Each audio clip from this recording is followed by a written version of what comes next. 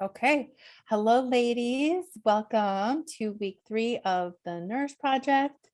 Tonight, so excited because I'm going to be teaching you how to calculate your own macros, including not just the numbers, not just like plugging it in the formula, but what they all mean, how we get to those numbers, how we might need to adjust them, because figuring out your macros is really, or, your macro targets, which I'm going to just call by shorthand your macros. It's both sort of an art and a science, and it does take a little bit of back and forth because our bodies are not a machine, and there's so much that goes into how our metabolism works and how it's functioning, and therefore how many calories and how many grams of each of the macronutrients you need to hit your goals. So we're going to get a starting off, like a jumping off point tonight. And then every week, we're going to be really keeping track of how your body's responding. And in terms of both the numbers on the scale and the measurements, which is why we're going to be doing those often, but also what I call biofeedback. So how are you sleeping? How's your energy? How's your mood? How are your cravings? There's like a ton of programs that just look at your number on the scale. And if you're losing a bunch of weight, but you're hangry and you're irritable and you can't sleep, that's a really important thing to know and to keep track of. Or if you're not losing weight, but you're also not sleeping and you're super highly stressed out, those things go into your caloric needs and how your metabolism is working too. And so we need to really know that holistic picture. So that is, we're going to take all that into account in calculating your macros, but then every week I'm going to ask you a bunch of feedback, including what you ate and your macros, your averages, but also all these other things too, like how you're sleeping, how much water you're drinking, your movement, all of that stuff. So as usual, we're going to start with one-on-one check-ins, and we have a smaller group tonight. I know Lisa and Miriam can't be with us. I think Baby's going to be joining us, hopefully. So I'm going to start and just to kind of share with you guys that I really wanted to make sure I was understanding what you're going through. So I was doing everything along with you, everything that I have recommended for you guys to do. I've been doing it too. And I learned some new things about MyFitnessPal and really sort of played around with tracking and some new foods. And that was really fun because you can get kind of like stuck in your ruts and stuck in your ruts and stuck in your ways. And I want to show you just an example of one meal where, now I'm not saying that this is the healthiest meal of all times, but what it was is my husband wanted to have orange chicken and chicken fried rice for dinner, which are both like pre-packaged, frozen from Trader Joe's. And we were busy. It was like a quick, easy meal. And so I grabbed that. And I just knew, because I've been doing this so long, I was like, there's no way this is gonna like fit my macros at all. So what I did was I boosted mine and I cut the chicken fried rice with rice cauliflower and did half and half. And then I boosted the pre-packaged chicken, which was breaded and was really, quite frankly, a lot of breading. If you guys shop at Trader Joe's, I don't super recommend this. And I boosted that with marinated chicken skewers that I had gotten from Costco already prepackaged. And I want to show you the difference in how that swung the macros and kind of what it looked like. So let me share my screen. And I should have this pretty much teed up and ready to go. Okay, so here's what it came looking like: mandarin orange chicken, chicken fried rice, and these pork spring rolls. So pretty, I'd say, standard meal in like American diet. And again, I'm not saying this is the healthiest at all, but pretty common and, would have tasted good. What I did was I added this organic rice cauliflower from Trader Joe's and 2 of these chicken skewers, which are from Costco. And I want to show you how different the macros are just from making those two different choices. Oh shoot, this logged out. Let me log back in real quick.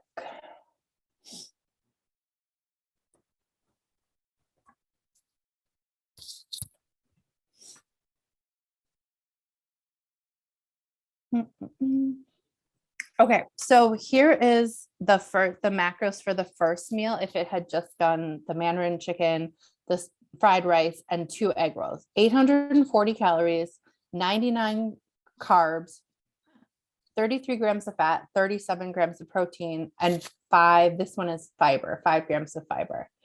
And just by making those substitutions, so doing half the amount of, it logged me out again. Sorry, guys, I had this all teed up.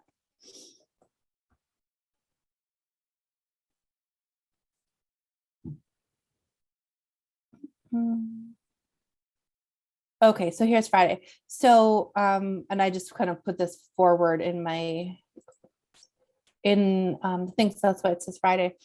But here's what the substitutions of doing half a serving of the Mandarin chicken and instead 2 chicken skewers, and then half the amount of fried rice and 2 servings of cauliflower. It dropped the calories down to 600. It dropped the carbs from 99 to 60. It dropped the fat from like 30 something to 20, and it boosted the protein from like 36 to 48 and increased the fiber to 5. So I just wanted to show you, this is kind of the example, and then I think I have a picture of what the final thing looked like. So here's what the final meal looked like, including my big old water bottle and a small cocktail. So I just wanted to show you guys, that's sort of what I mean when I talk about being able to eat 75% same or similar to how you normally eat, and being able to eat your favorite foods with a few modifications, and being able to eat with the rest of the family or whoever you're eating with. You don't need special food or a whole different meal in order to make something fit your macros. It could just be a few small tweaks. I really love all the cauliflower substitutes that they have now, like rice cauliflower, mashed cauliflower. It's great to boost carby things and get more fiber. And then, adding some chicken breast or something like that is a really good option too. Okay, any questions about that exciting meal description? That's cool though. I mean, that makes a lot of sense. I saw that you did that another time too. And, just, it's really good to think of things that way. Yeah, because you can get it stuck in a rut where you're like, no, I'm, quote unquote on a diet. I have to have like chicken breast and broccoli. Like, of course, chicken breast and broccoli are good, but you can also eat other food that, just by making it fit and making those substitutions. So good. I'm glad that's helpful. Let's go into our check-ins. Let's do Susan first and then Caroline, just because Caroline's driving. That might give her a little more time to get home. Susan, I saw you had a question about using the food scale. I have my handy dandy food scale right here. So I want to hear from you guys how did it go this week. What did you kind of learn as you were practicing using the app and the food scale? What questions did you come up with? I know we have questions about the food scale, but like what questions, any sort of like aha moments, or you realized anything? Well, unfortunately, I had a really slow week. I wasn't traveling. I was home. I've been home for a week. I'm getting ready to kind of be gone a lot of February. So it was really a good week. I found this took a lot of time, just going through everything, trying to understand, adding things into my Fitness Pal, and just trying to understand how to do all this. I mean, it felt like a huge learning curve for me.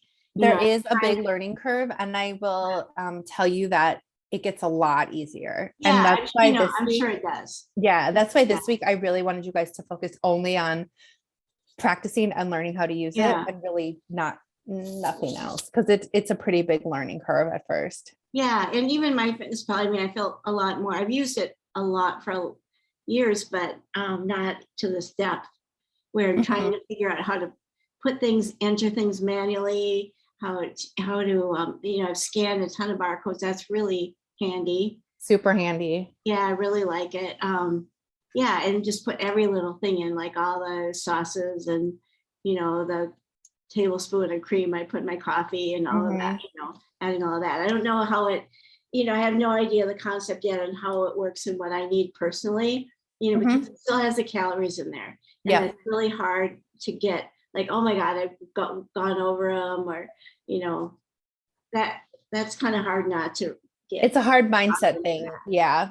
But you didn't, because you don't have any targets yet. We were just practicing. Yeah. So I put things in most days.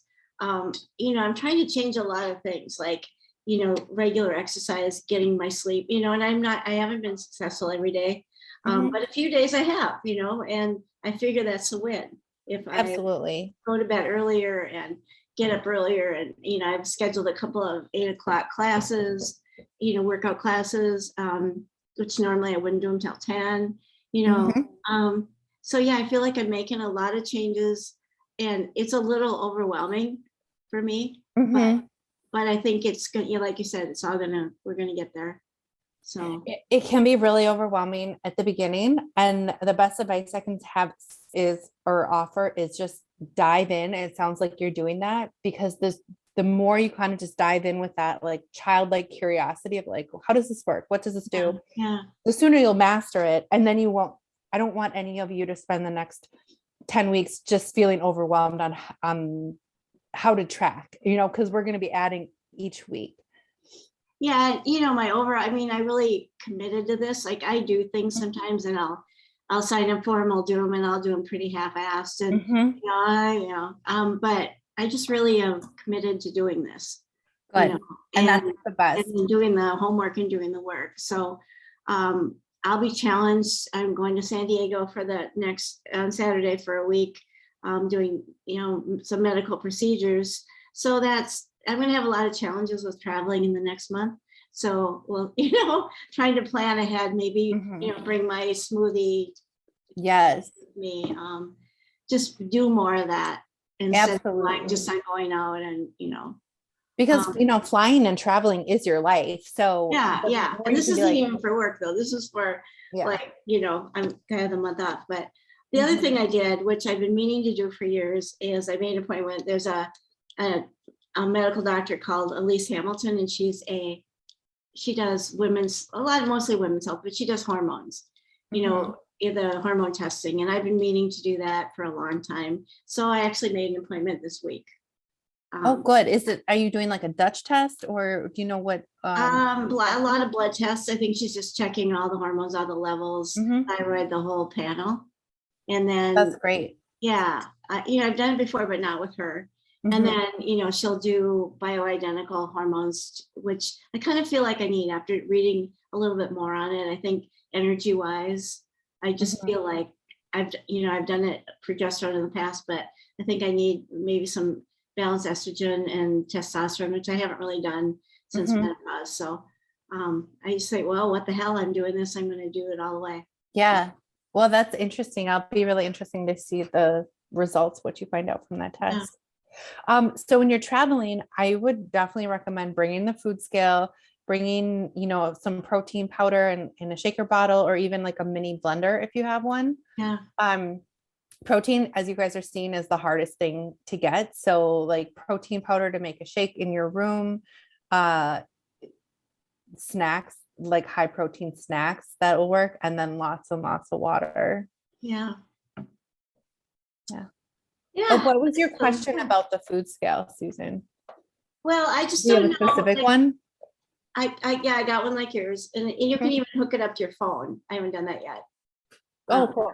What that does, but I actually just took it literally. I've had it for a while, but I just took it out of the box today. It's smart, I don't know, just like yours. So, but do you have any specific questions, or are you just like how do I do this? If you're making, like you said, I don't know how you get the nutrition out of it. If you're making, say, like I have some ground turkey, and I was going to just do stir fry, and I just cook that all up and then use it Mhm. Like 4 servings. How do you figure out the macros from that in the? So you have to, so you still need to use the nutrition label on the food, but Okay. that is going to tell you how much is a serving size. And then you can do the math and say like, okay, if say you're doing ground turkey, I sort of copied what you did and I made, I prepped with some ground turkey, peppers and onions. Mhm. And I knew that there was 4 servings in the turkey. And so I cooked it all together and with like 2 bell peppers and 1 onion. And then when I cooked it, I put it on my food scale. I put a big bowl and then I hit 0. So it zeroed out. So it Yeah. didn't have the weight of the bowl. And then I put it all in there. So then I knew it had cooked to like let's just for easy math say cooked to 16 ounces. And I knew that I was going to do, make it into 4 equal servings. So then I could just take from that bowl and measure out, um, a quarter of it every time that I did that. Okay. Does that make sense? Yeah, it does. So that's one way to do it. Another way that food scale is really helpful is you could just like build your plate on the food scale itself. So we have tacos like all the time here. So I'll use that for an example. So I would put my plate on here and my like 2 tortillas, I'd hit 0. And then I know that I want to have 6 ounces of the meat that we're having, whatever it is. And then I would just load it up and then hit 0 again and say I want sour cream, and then I put the sour cream on, and okay. which you can switch between ounces and grams, and so that's really nice. So maybe because like meat, you might say I'm having 4 ounces of chicken, so you put on your 4 ounces, you hit 0, and then you want sour cream, which it tells you 1 serving is like 30 grams. So then hit 0, switch it to grams, put on your sour cream, hit 0 again. Same thing, do your salsa. Hit 0 again, same thing, do your cheese. You know what I mean? So you can just kind of build it and keep hitting 0. That way you don't have to weigh, you don't have to like measure out each individual thing. You can just scoop it right on the food scale, Okay. which is. So you do this mostly for accurate amounts? Yes. Not macros, it's just accurate amounts of. Exactly. Okay. Because the nutrition label is going to tell you what the serving size is. Yeah. And another thing, I didn't say this before, but I think it's really important to kind of like wrap your mind around. The serving size doesn't tell you how much you get to eat. You get to eat however much you want to eat and however much your macros like tell you, but it's just a unit of measurement. So it might be saying a serving of this is 3 ounces. And then you look, 1 serving is like 100 calories and 10 grams of protein, but you need 20 grams of protein. So you're going to have 2 servings and they're going to measure out like 2 servings worth. So it's really just for accurate measure. So you're always going back and forth between the nutrition information on the label and then the amount on the food scale. Got it. Okay. That makes sense. I thought there's some way to figure out macros from it. No, it's just for measuring. And the other thing that 2 other things that I found really helpful using the food scale is I use egg whites a lot to kind of boost the protein whenever I make eggs, and I'll put a bowl and then again 0 it out, pour the eggs like right into the bowl until you get the number of servings that you want. I usually do 4 servings, which is 180 grams of egg white, and then you just pour it right in the pan. If you're doing other things that are harder to get out of the container, peanut butter is a huge one and it's super calorie dense. Mayonnaise in a jar is another one. What you can do is put the whole entire jar on your food scale, 0 it out, and then you're going to take out however much you want and it's going to go negative. So for example, I put a half a serving, which is 1 tablespoon of peanut butter in my oatmeal every morning. A tablespoon is really hard to eyeball. What most people think is a tablespoon is like 3 tablespoons. So it's way more accurate to measure it. So I put the peanut butter jar on here and then I hit it to 0 and then I just scoop it out until it gets to negative 16. And then I know that's totally accurate. So much accurate and easier than trying to like put it on here and then weigh it or measure it. Okay. Yeah, it makes sense. Anything? No, I get it now. Okay. You also can, drinks are really important to measure out too. Two things that I measure out for drinks are really the only things that I drink water like all the time. But if you're drinking fruit juice and it's like honestly like straight carbs, straight sugar, like it's fruit sugar, but it's just sugar. So measure the ounces of your juice on the food scale. And also cocktails, especially wine, because that'll be measured in ounces. So when I'm really on my macros, I will put my wine glass on the thing and then I will measure out like 3 ounces or 4 ounces. I know how much I'm getting. Exactly. And then I can track it accurately. And I don't let people top me off because it'll throw off my macros. Yeah. Cool. Okay. Anything else, Susan? I know. Great check-in. It's been a really learning week. Good. Yes. It's a big learning week. Every week we're just going to keep like stacking. So I'm so glad you're just diving right in. Yeah. All right, Caroline, you look like you're home. Do you want to do your check-in now or do you want to like go in the house? Yeah, no, now is good because Okay. I had a feeling we were getting a little bit closer to when you would want me to go. And I'd rather go now than when I'm trying to like carry bags and boots up the stairs. Absolutely. So I just turned off my car hands-free. Hopefully my audio is okay on the phone. Yeah, sound good. Okay, good. So I feel like I had a pretty good week. I found my Fitness Pal to be really informative. I eat the same things super regularly. So because of that, and nothing that I eat is that complicated either. I found it pretty easy to just like hit the same things again and again and again. That makes it so easy. And did I show you how to copy and paste from one day to the other? I feel like you did last week. But I actually don't mind going food by food. Like I feel like it keeps me really aware. Like if everything I'm preparing or putting in my mouth, I type in and it comes right up because I've typed it in before. I think that's actually like good for how my mind works. Good. That is a really good point. It helps you be more aware. For sure. Correct. There's a new-ish feature that they have called Scan My Meal, and it will basically attempt to like just take a picture of your meal and do it all for you. I don't really recommend people do that because then you don't do any of the weighing, the measuring, you don't learn and get that awareness of the portion sizes and what macros each one has. Yeah, that is consistent. Like I need to sort of do it step by step so it processes in my brain. But I appreciate the convenience that these features offer. Right. Yeah. And I'm sure I'll take advantage of them, in the later weeks, but in these first weeks, like I'm really trying to be super mindful about everything I'm making and putting in my mouth. And part of that is entering it, typing it in. Good. So,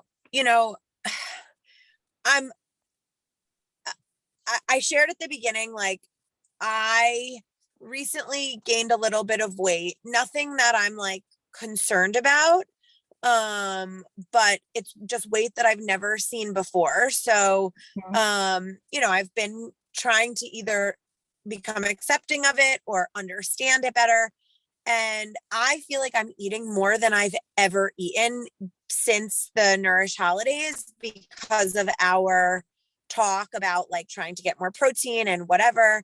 And I'm amazed that like I'm pretty consistently, despite the averages, which by the way, I think the reason my average, I think everything I sent you today averaged didn't like, if I would have done it at dinner time yesterday, my numbers would have been a bit different, but because I had input my breakfast, it made it look like for today, I was just going to eat this little bit. So when I look at my macros at the end of the day and I do the 7-day average, like I'm consistently getting 90 to 100 grams of protein a day, which I feel pretty damn proud of. I know there's still room to go higher. I'm not even coming in like at 2/3 of the carbs they say is recommended. Like I'm pretty much evening out on the fiber. I'm like 50 to 75% of the sugar. And I typically come in a little bit under the calories.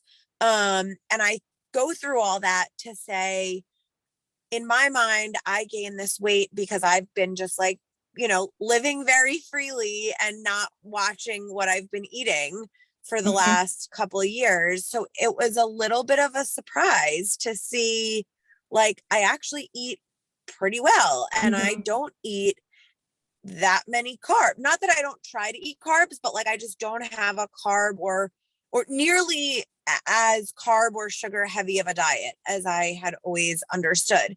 So on one hand, I'm like, this is great. I feel like I eat so much better than I've ever realized. But then there is this like emotional frustration where I'm like, so where did this extra weight come So what's the from? problem? Right. And I like, see that a lot. I see it a lot. And I think, the first time that we talked, I had this feeling, I think we might have to do a little bit of a reverse diet with you, because I think for a long time, you've actually been not eating enough and your metabolism has adapted to that and slowed down a little bit. And so it's not a matter, well, this is why we did this week, right? Because I want to see where you're eating and then where the math would put you.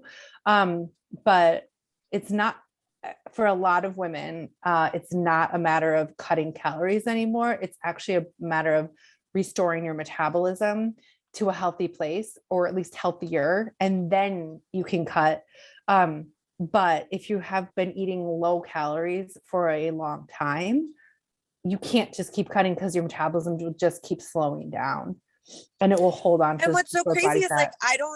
it was never intentional. Like I have not dieted in like over a decade. I honestly, I think the last time I dieted was in 2012, when I was just trying to lose like the law school weight, and I dieted for like 4 months, not even, and then, was sort of back to the races of just being active and eating when I was hungry. So anyway, a lot of just sort of like revelations as I'm looking at my numbers. I always assumed I had a lot more sugar and more carbs than what I'm looking at. But I am finding the protein part is, and I think this is thanks to protein powder and an occasional protein bar. I like the Quest bars. I don't know how you feel about them. But like, I'm not having a hard time getting close to 100 grams of protein in each day. And that's far more than I ever thought possible. But again, I understand there's probably still room to go up.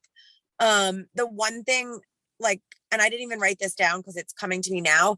I don't feel like I'm getting enough vegetables. I do eat a good amount of fruit. I eat like romaine lettuce and avocados, onions, sometimes carrots, but I when I look at sort of over my day, I'm like, oh, I definitely need a little bit more produce, not from the fruit side. I'm really good about, I make like these yogurt parfaits every morning with yogurt, protein powder, and berries. And sometimes I'll like snack on an orange or an apple, but there are not, like, when you think about like the food pyramid, there's not more veggies in my life than fruit. So well, I'll look when I go through everything. I looked at your check-in sheet, but just to get ready for the call. But what I do is I look at those before the call, then we have a call, and then I'll go through it all tomorrow, like more in depth. And I also look get in behind the scenes in your guys' MyFitnessPal and see what I can kind of glean from there. And I'll see what I can see and suggest. The really, so like straight macros doesn't really worry about vegetables at all, which is why I don't teach like straight macros. I teach my thing of intentional eating, because vegetables are really important. And the way we kind of measure the vegetables is by looking at your fiber numbers. So that's all of vegetables, seeds and nuts, complex carbs and fruits. So it's not like just vegetables, but it's the best way there is to track that. And so what we, for most people, I see people who have trouble getting like 10 grams of fiber, and you're getting way more than that. But, it might be coming some from of food. that's the protein powder, like the protein powder, which actually I probably should give a little credit to. It's a non animal based protein powder, and it's like pea protein, hemp protein. Mhm. So, I sort of feel like a little baby that's like living off of formula. Not that I'm living off of protein powder, but I feel like I get such big jumps from the scoop and a half I do of that protein powder. Yeah. That definitely boosts the numbers, Okay, across the board. And that makes sense if you're using a vegan or plant-based protein powder, that it would have a lot of fiber also because it's from plants. So I'll get in and I'll look at your stuff. And then to answer your question about the Quest bars, I think in every question about food, there's never like a just black or white answer, like protein bars are good, Quest bars are bad. It's nothing like that, but it's always sort of a spectrum of whole unprocessed food is always the best option, right? But then more of that sort of packaged, and a lot of my clients, including myself, eat, sort of the like packaged, healthy, high protein stuff for like a boost or for convenience. And that's just fine. I mean, there's a spectrum, right? Like a Quest bar is better than a Snickers bar. It's not as good as maybe like a salad with, some egg whites. But if it's a matter of you, A, getting your protein, and B, not being so hangry that you have to go through the drive-through because that's the only option, it's a win, right? So it's always just sort of like the spectrum. There's nothing wrong with protein bars, but I think, like one a day or for like, and you're running between things, no problem. If your whole diet is Quest bars, then we're going to have to. No. Right. I mean, I think I've had like a couple, maybe a few in the past week, and it's more been like exactly like you said. Like for my afternoon snack today, I did a half an avocado with some pita chips. And I thought that like I was going to be good. And I was like, actually, like, I think I'm still a little bit hungry. And if I'm hungry now at 4:30 and I've got to go sort of be at the gym, not working out, but like walking around, making sure everyone else is good, and then moving a bunch of weights to set up for tomorrow, like this little bit of hunger at 4:30 is not going to feel good, when I'm getting home at 8:00. No. So, and that's when you go, face first into a bag of chips or something. Right. So right, again, exactly. the Quest bar is like heading off like a different alternative. So it's perfect. That's perfect. And I think like as I get more used to eating the way that I've, shifted, I'll have better insights and know like I need to prepare a bigger snack or, bring something else with me when I go to the gym, so I have something. But like I said, I was like, wrapping up the sort of end of the day chores, closing out my work day. And I was like, oh shit, I got to get in the car in like 10 minutes and I might be a little bit hungry. So I was glad that I had it. But you're right. Like I 100% would prefer to be eating real food. Yeah. Perfect. That's great. And again, it's all a learning curve, and we're learning not only how to track, but like how to plan out these meals, how to eat in a way that makes like food you like, right? Food that works is going to fuel you. So like there's a huge learning curve right now. So it's a great time to just experiment and play around and see what works and what doesn't and stuff like that. Okay, that was a great check-in. Thanks for sharing all that. Anything else before we go on to actually calculating your guys' macros? I'm just gonna turn my camera and go on mute so you don't see me like carrying all the things upstairs, but I'm here. Okay, sounds good. Just before you do that, sorry. I usually use one of my clients' actual check-in sheets as like a guinea pig so that I can show everyone as they go through it. Do either of you want to be that guinea pig? You're just gonna have to share like your current weight and your age and stuff like that. I don't care. Susan, you're muted. Yeah, I don't know. Okay, we'll do Caroline's, and then you Yeah. can follow along Yeah. on yours. Okay. Okay. Um, okay, thanks, Caroline. I'm gonna go into some other preliminary stuff so you can make your transition. Okay. Okay, so let me share my screen again. Pull up my slides.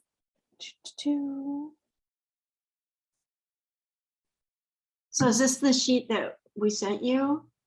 So this is, yes, your check-in sheet. Okay. I'll pull it up in a second. I want to go for Okay. one thing first. So, you guys, so this week, we're going to calculate your macros, and then, as soon as you can get to it, you're going to start trying to actually hit those macro targets, and i.e. losing weight, because everyone in this group has a weight loss or a fat loss goal. And I want to go over what fat loss and weight loss actually looks and feels like, because it can look and feel different than people expect. And I want you guys to know what to look for and to be excited by the actual signs of progress and not be disappointed because you're looking for other signs that really aren't the best signs. So there's a ton of things that I refer to as non-scale victories. I might abbreviate to NSV, non-scale victories. But all of these can show progress in your journey towards your weight loss or fat loss goal. So number one, change in measurements. That is probably the most accurate and best way to see if your body's changing, because if you are losing body fat but building muscle at the same time, which I'm hoping that all of you will be, you will be getting leaner around your waist, your hips, your bust, and the scale may not look a lot different, but your body's going to look a lot different. Same thing. That's why we take progress pics. So a really good way to compare side by side between weeks and between months. It may just be feeling leaner in the morning, or just sort of a lightness when you wake up in the morning. How you feel energy wise, it can be a huge non-scale victory. I've had a ton of clients say, oh my gosh, I used to be like, I didn't even realize this, but I used to be sort of lethargic. I used to have this afternoon slump. I used to just feel kind of tired or low energy. And since I've changed how my eating is, I feel much more energized. I just consider it a huge win. Seeing the body composition change, I just talked about that.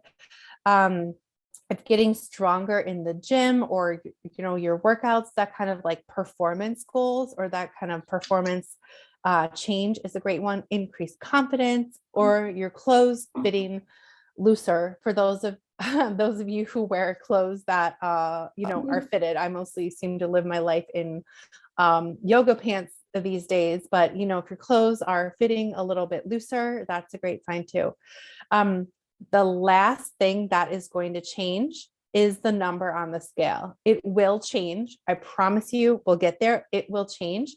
But you're going to probably see all these other non-scale victories signs first. So be on the lookout for them, so that you're not just sitting there waiting for the scale to change and feeling discouraged because you're only looking at that number. There's all these other different ways to measure progress.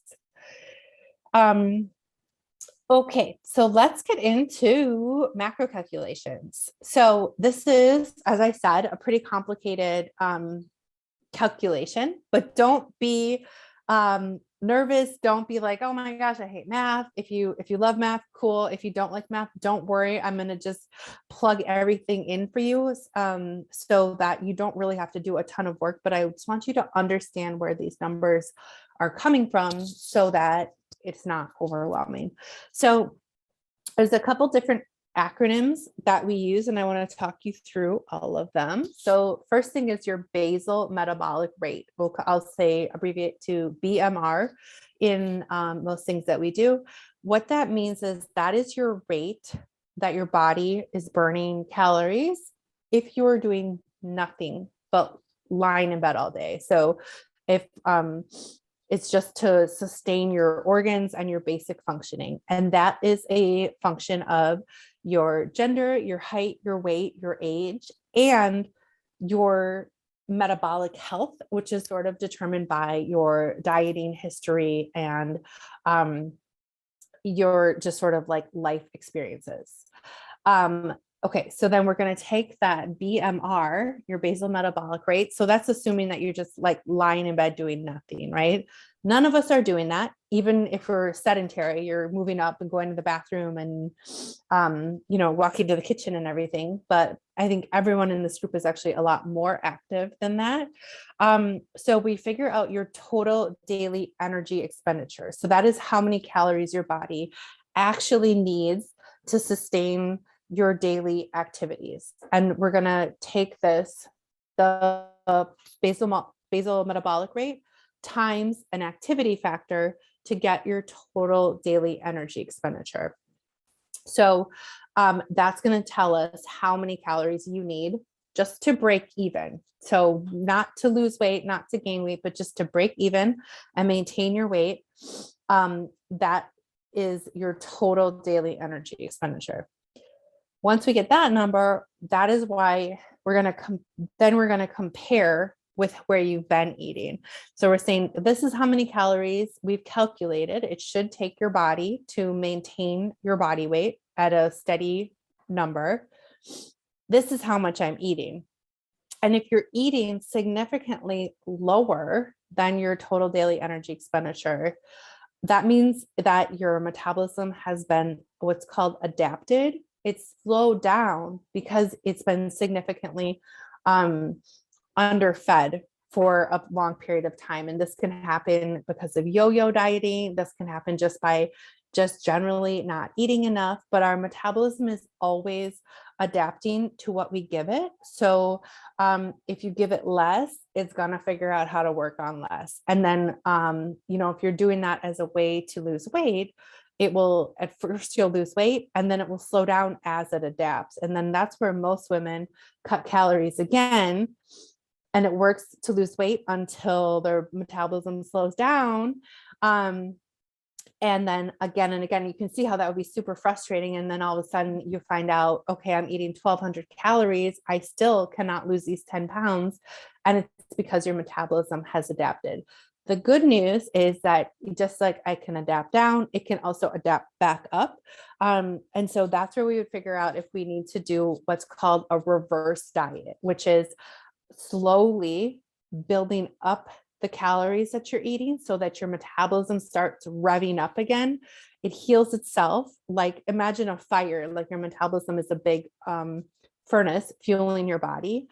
And we want to slowly build up that fire because it's been dying. You don't want to suddenly dump a whole bunch of wood on it. It's just like a little bit more until that gets into a big roaring fire and it's healthy and strong. And then from there, we can go into a cut. And if that turns out to be one of you guys, I want you to don't worry, don't panic. I've actually had 2 clients I worked with in the last year who are eating, like we essentially doubled the calories that they were eating, and they both lost weight and lost inches, doubling the calories that they were eating.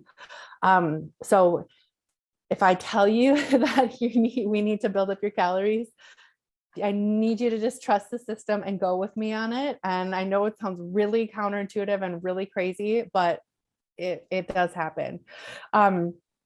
Okay, so then once we compare that, we're going to look at determining a daily calorie goal. And that is where if your goal is to lose weight and you have a healthy, strong metabolism, we're going to put you in a calorie deficit. If you need to reverse, we're going to put you in a slight surplus. And then if I'm ever working with someone who's like, actually, I want to build muscle, I want to get big and strong, we do a small calorie surplus.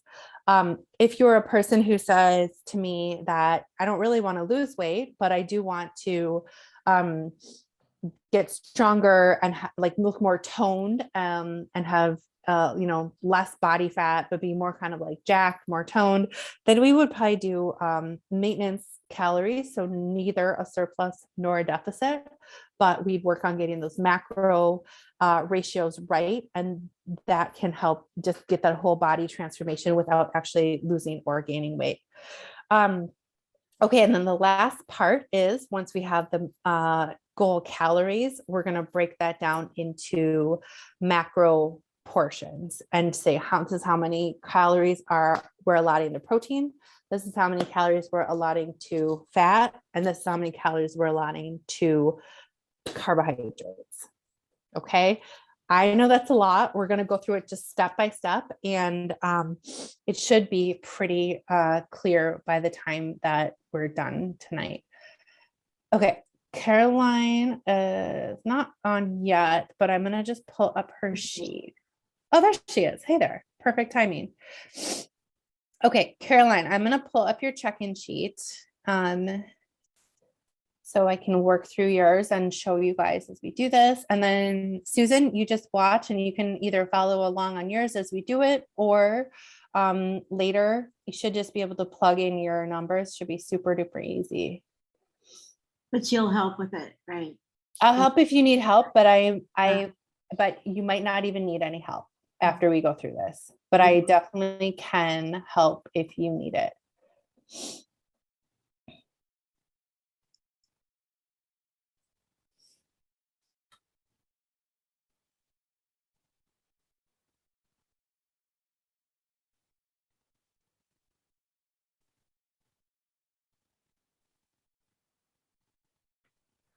Okay, let me go back here. I'm going to share my screen. Okay, so all of you on your check-in sheet should have a tab that says macro calc. That is going to be your formula for calculating all your macros. And there's a different formula for men and for women. So just know if you're helping, a guy, you get so into this, you want to teach everyone how to calculate their macros. Just know there's a different formula for men. I have all yours set up with the formula for women. So we start with a base of 655, and then we're going to plug in your current weight, height, and age. And this is not Caroline's. This is just a random numbers I put in there to have something. So Caroline, I need you to tell me current weight, height, and age. 159. Okay. 66. Okay. And 38. 38. And you just had your birthday, right? You just had it? Yes. Yes. Happy birthday. Okay, so this is the formula is, 4.35 times weight plus 4.7 times height in inches plus 4.7 times age plus this base of 655.1 to get to the BMR. And so again, this is BMR is your basal metabolic rate. That is how many calories you would need just to sustain your healthy organ functioning if you were not really doing anything all day. So 1478. And then the next step is we take your basal metabolic rate times your activity level to get your total daily energy expenditures. And I put a little guideline in here all the way from sedentary to light to moderate. It actually goes up much higher to like 1.9, but that is for like Olympic and collegiate level athletes. Let me show this chart. So it's a combination to decide which number you guys are. You're going to sort of look on this chart that I have right here. And it's a combination of the number of steps you're taking per day, which is why, we talked about tracking those with a tracker or your phone, and then how much exercise you're getting and the intensity of it. So for most of my clients, they're usually at either sedentary and don't feel bad about that word because it's really just about the numbers, which would be a 1.2, or lightly active or lightly moderately active. This like moderately active is probably like a high school varsity athlete, and like very active is like a collegiate athlete. So that's like very like really high. So most clients are going to be like at this 1.46 or under. This also assumes you're hitting 10,000 steps. So if you're saying like, oh, I'm having these workouts, say you're this one, you're like, oh, I'm working out 6 days a week. Pretty hard, pretty good intensity. but I'm not hitting 10,000 steps. Then just pick like halfway point in between these two. So it'd be like 1.50, or same thing here. If you're like, oh, I'm working out like one, oh, this actually is a step, is a in between one. So if you're like, oh, I'm working out 1 to 3 days a week and I'm 10,000 steps every day, then you'd be for 1.46. But if you're under 10K, then it would be 1.375. Okay, so really just kind of find your area on the chart, and it's important to pick the number where you honestly are now, not where you aspire to be or you plan to be, or your New Year's resolution was walking 10,000 steps a day, but like you're currently, not even walking outside. It's really important that we just be super accurate and pick like where you are now. So Caroline, you have pretty high activity and pretty high steps. So Yeah. And like the steps, so like today I had almost 16,000 steps, but like we had a snowstorm the other day. So I definitely have had days, just because it's winter, where my steps are like barely hitting 10,000. So I would say, yeah, I typically average over 10,000. This week was a little bit exceptional because of the snow. And I am exercising probably 5 days at least. Okay. 5 days sounds fair. All right. So I'm going to put you at 1.46. I think that's totally fair. Yeah. If you told me you were doing heavy strength training 6 days a week, I'd probably put you at like 1.55. But I think, knowing you're doing Orange Theory at 45 and my strength training couple of days a week, not every day, I think that would be good for you right there. Yeah, I wish I was doing 6 days of heavy strength training, but that is not factual. And again, you guys, right now, it's an art and a science. So like, obviously everyone knows these are very objective, what you weigh, your height, your age, but your activity level is subjective. So that's one thing we can kind of play with if we're like in these numbers and we're saying, oh, I thought I should be in a deficit, I should be losing weight, but I'm not. We might have your activity level overestimated or underestimated. So that's, something we can go back to and say, is this really accurate? Okay, Caroline. So when we take your BMR times your activity multiplier right here, now that puts you at 2158 for your calories, that your total daily energy expenditure. So again, that is the number of calories that you need just to maintain your weight. So I'm going to pause there and say, any questions from either of you before I go on about what we did so far? No? Nothing about what we've done so far. No. Okay, cool. Okay, so then the next step is setting it to a caloric target to actually achieve our goals. Because remember, this number is just to maintain your current weight.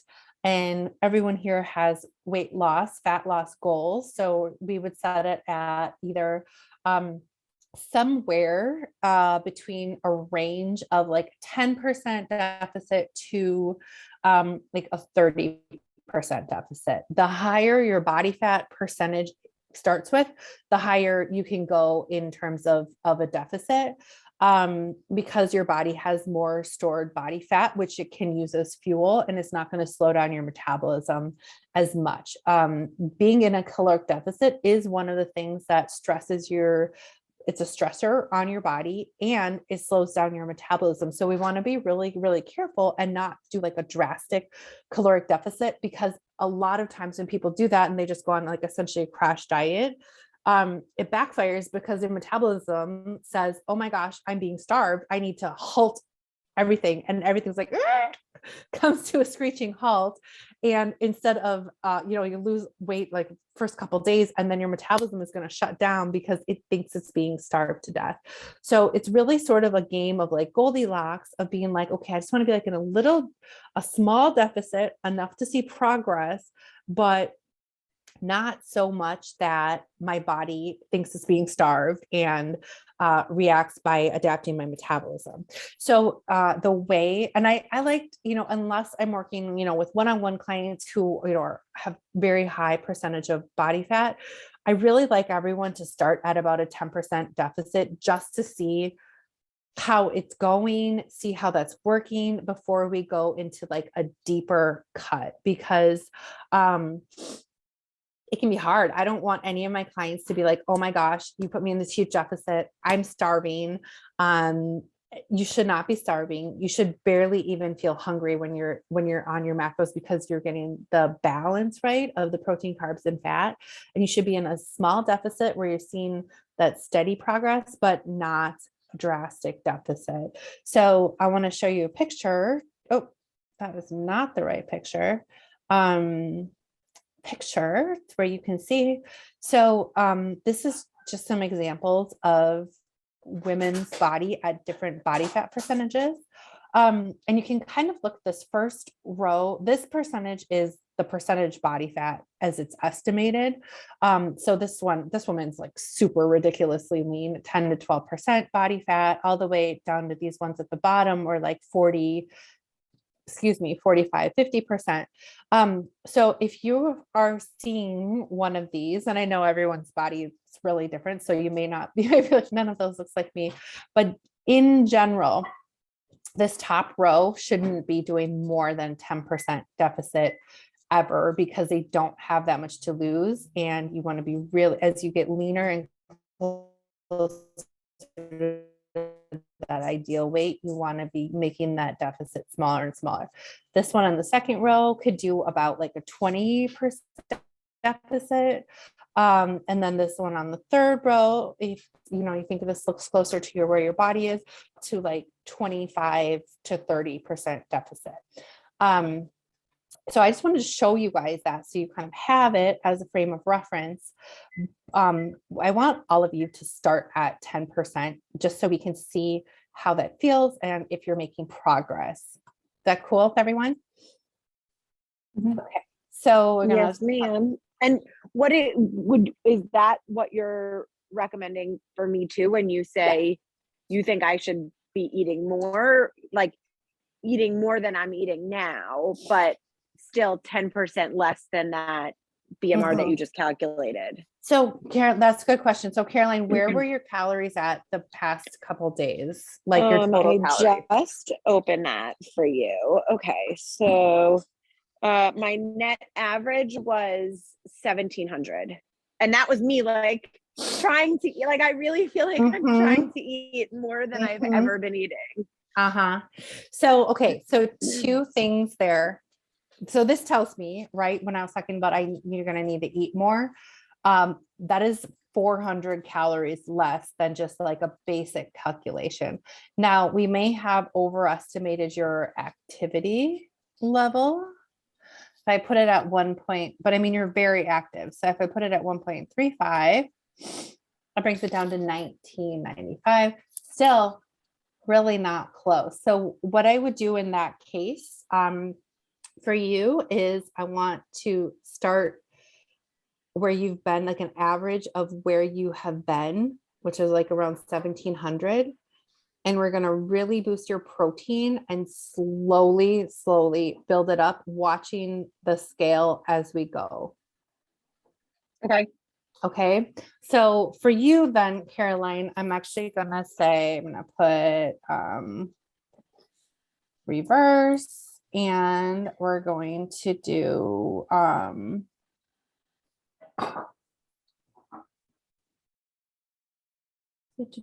like 200 off of this. So that's going to be your target right there. The 17. So I want to be getting at least, or I want to be hitting 1,795 calories every day. Yeah. Mm-hmm. Okay. And then we're going to break that down, and we're in that 1795. And then I just want to pause. So Susan, are you just listening and watching? Or are you calculating yours as Yeah, we go I along? don't have mine, so it's on my Okay. computer. Okay. So when you do, same thing for you. I want you to get to this point right here where you get your total daily energy expenditure, and then look back at like how much have you been eating the past couple of days. If it's more than 200 calories under, I want you to start where you are and do the same thing we're doing with Caroline and work your way up. But if it's about the same, or if it's above it, then I want you to set this gain or lose to 0.10. So we're in a 10% calorie deficit, a slight deficit, and then set your calories that way. Does that make sense? Okay. Okay, cool. So now we're going to take your calories.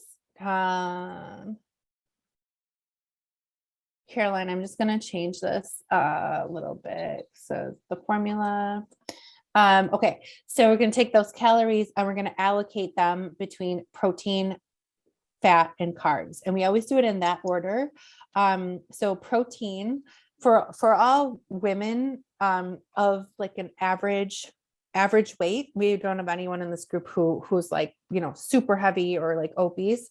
We're going to have set your protein anywhere from 0.6 grams per pound of your body weight up to 1 gram per pound. So ideally, I would love to see everybody getting to 1 gram of protein per pound of body weight.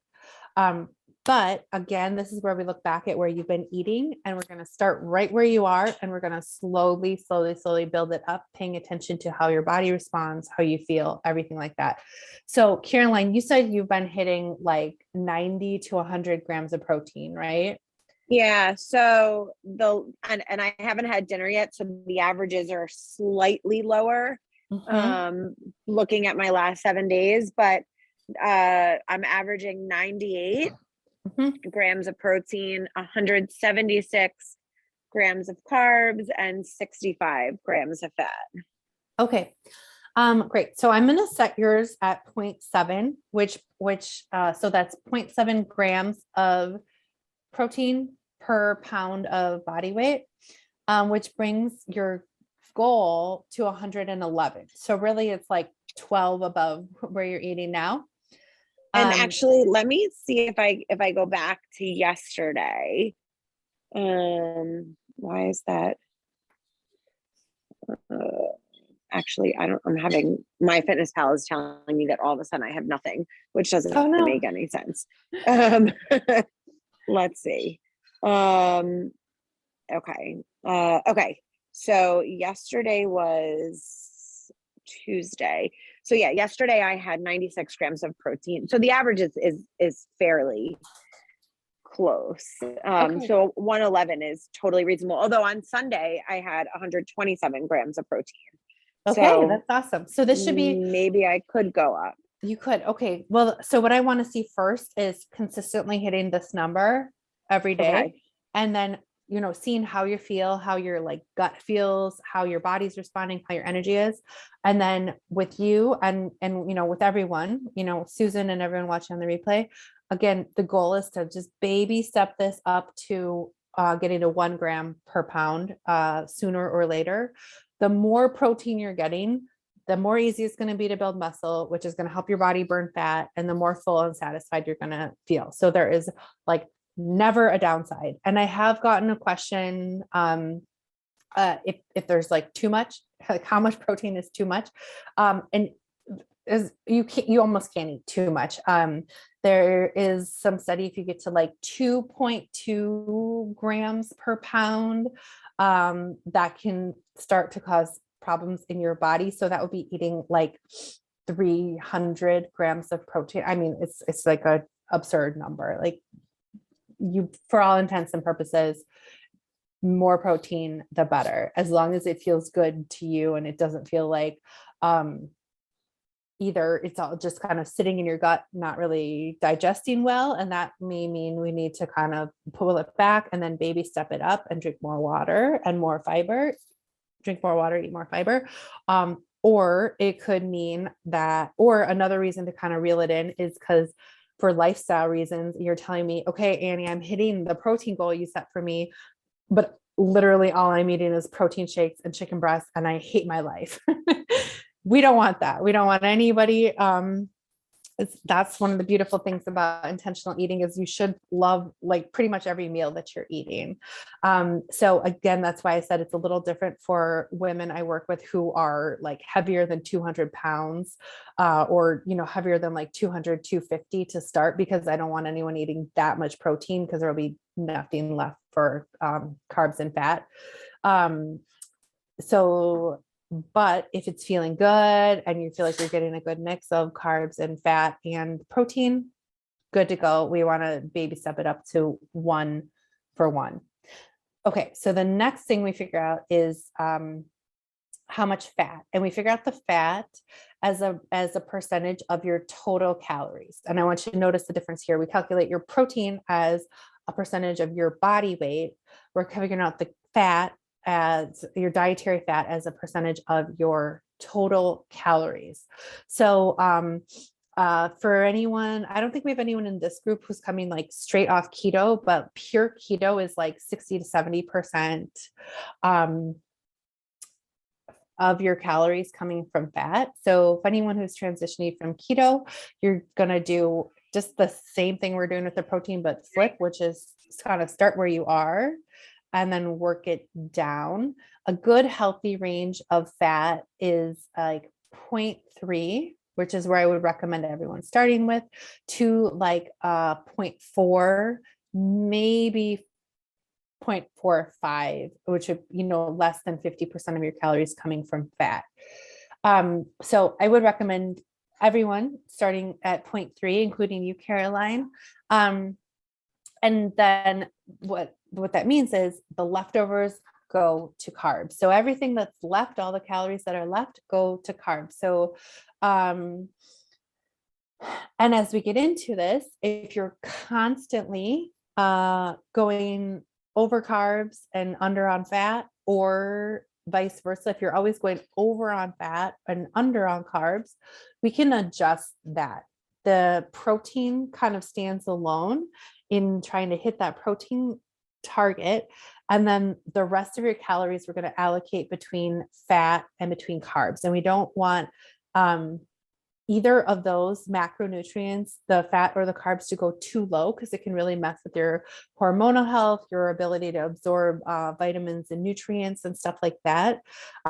So I would, for women, I have this right here, never less than 40 grams of protein. So you see Caroline's is set at 59, 60 grams, or not protein, sorry, never less than 40 grams of fat. So you're at 60 grams.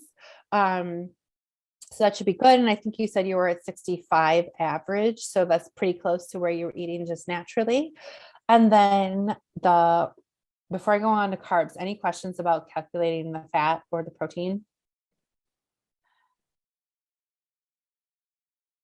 Nope. Okay, cool. So then the last thing is everything that's left over, you get to eat carbs. Carbs are everyone's favorite. Obviously, they're delicious. Hello. So Caroline, what you have left is 800 calories, which breaks down to 200 grams of carbs and or 45% of your calories. I have the percentage in here just so you guys know, but also because if you have the free MyFitnessPal, what you're going to program is you're going to put in your calorie goal and then you're going to adjust the percentages. So that's why I have that in here. If you have the premium, it will let you type in the exact number of grams that your goal is. It works just fine to have the free MyFitnessPal. And that's the tutorial, the first tutorial I sent you guys of how to set up MyFitnessPal with your customized macros. So you're going to put in your calorie total and then adjust your percentages to what we calculated here. And then from there, we're just going to aim to hit those every day. This right here is, I want you to, I'll tell you what it is, so you're not curious, but we're going to ignore it for a little bit. Eventually, starting in about 2 weeks, we're going to do what's called a high carb day in a split of 5 lower carb days and 2 higher carb days. And that is really good for a lot of reasons, including boosting your hormonal health, keeping your metabolism up, and keeping your sanity of having 2 high carb days where you can eat higher carbs. So for now, just ignore these 4 rows down here and really focus on trying to hit your targets this just consistently the same thing every single day. Let me go back. So what are her macros on this? So her macros are 1,795 calories is her goal calories, and then breaking that down into 111 grams of protein. We'll just raise this to 60 grams of fat and 202 grams of carbs. Oh, wow. Okay. This may seem, Caroline, where were your carbs hitting? I think probably lower than this, huh? Yeah, hold on. Total carbs. So today 160. Let me just go back to the average. 179. So I'm like, No, what you're you just calculated is very close to where I am. Good. That is what I actually love to hear, because it means it's not going to be like a huge shocker, and we're going to just get this, hit it consistently, and then dial in, see how your body's responding. It's just going to be like kind of iterations. And that's why, okay, I'm going to stop sharing.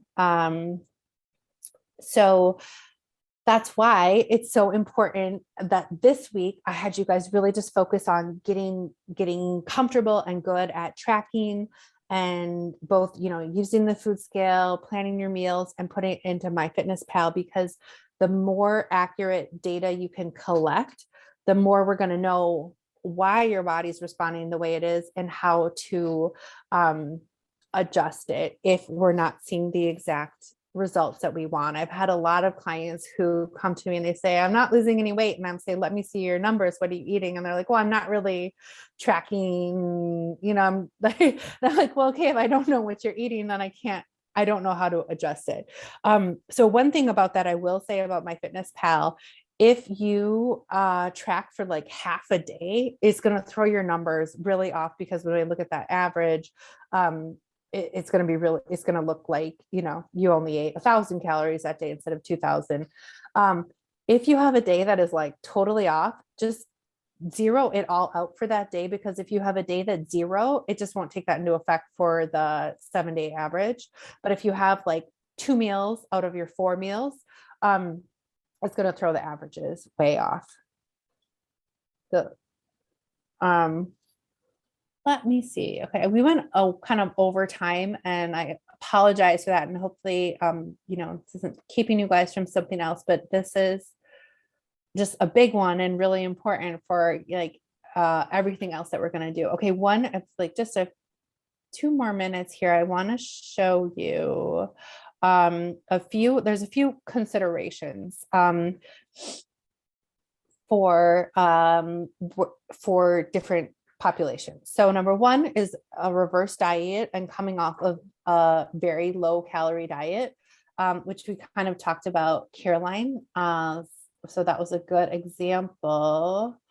So that, that could be for my people of, stereotypical eating 1,200 calories, can't lose weight, but it also could be if your calories are like 200 below what we calculate for your total daily energy expenditure. Another option, special calculation is if you are vegan or vegetarian. We're going to calculate your protein goal differently, lower, because it's hard to get that much protein on a vegan or vegetarian diet. And Caroline, I couldn't remember if you were eating meat, right? I do now. For a very long time I didn't. Okay. So, just so you guys know, if you ever decide to, eat vegan or vegetarian, or you're talking to a friend or someone like that, it's just a different calculation for how much protein we're going to aim for. And you would set the vegan or vegetarian protein more around 0.3 to 0.5 grams per pound of body weight rather than 0.6 to 1. If you're coming off keto, it's going to be a little bit different. We're going to start with your fat much higher and your carbs may lower and kind of baby step them over time. If you're pregnant, you need more calories. There's no one pregnant in this group, so I'm not going to go into that. But also, if you are nursing, breastfeeding, or pumping, you're going to need 300 calories extra. So that's for me, and that is also for Miriam. Takes a lot of work your body's doing, so we need to take that into account as well. And then there's some more advanced adjustments that we're going to get to later in this Nourish project, which is the high carb days and low carb days. I mentioned those briefly. We're going to go over those 2 weeks from now. So from now until the 2 weeks, next week, we're going to talk about exercise and movement, but then the next one after that, we're going to talk about high carb days and low carb days. And you guys are going to love it because everybody loves high carb days. You get to eat more carbs. It's awesome. And it's really unusual to have something that is so good for you be like so fun, especially in the world of eating healthier. So you guys are going to love that. And then the other more advanced adjustment is sort of the complete cycle of how long and how to adjust your macros over time. Because as I was talking about your metabolism adjusting downward if you're in a caloric deficit, because of that reason, you can't just always stay in a deficit. You can't just always stay on a diet. So I'll go over all of this, but there's only a limited number of time you can be in a deficit, and then you have to take a break and eat back up at those maintenance calories. And then you can do another deficit for 12 to 16 weeks. And then you need to take a longer break to make sure you have that long-term metabolic health. That is the way to keep the weight off long-term. Most women have no idea. They have no exit plan. And so they just like do a diet until it stops working or they can't maintain it anymore. And that's why they gain the weight back. So we'll get to that towards the end of the Nourish project, but I want you guys to know that, how you'll be able to set yourself up for success forever and ever. And it gets to be really fun. Okay, ladies, that is all I have for tonight. Thank you so much for being here. This was a really good one. Do you guys have any questions before we close off for tonight? I'm always happy to stay and answer questions. So my one question is just to make sure I understand the homework correctly. So keep doing all that we're doing, but with the numbers that we calculated tonight. Yep. So now you're going to still keep tracking everything, planning your meals out, still planning the, macro-based meals, trying to get protein and fiber at every meal and snack. But now instead of just tracking where you're going as an afterthought, kind of, you're going to be try to intentionally hit those numbers.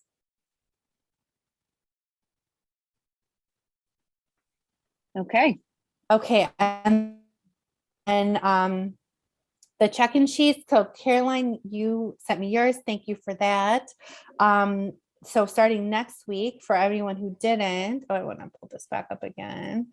There is a check-in sheet. So the check-in sheet tab. Oh, I want to share my screen. Sorry.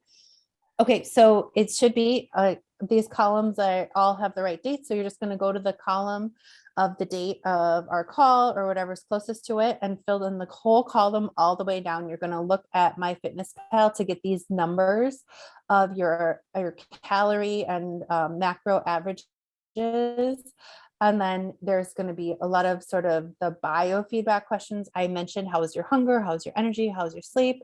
And then giving me information about how much you're moving and you're working out. And then some reflection questions of, how did it go? What could you do better? What were your challenges this week? Stuff like that. So starting next week, if you didn't do your check-in sheet this week, it's okay, no problem. But starting next week, for sure, I want to have those from everybody before the call so I can look at it.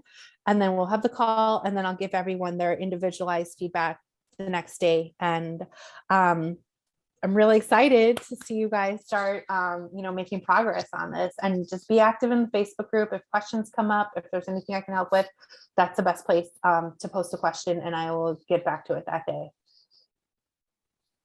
Okay. Thank you, Thank you. Annie. Thank you guys. Have a great night. I will talk to you soon. Bye.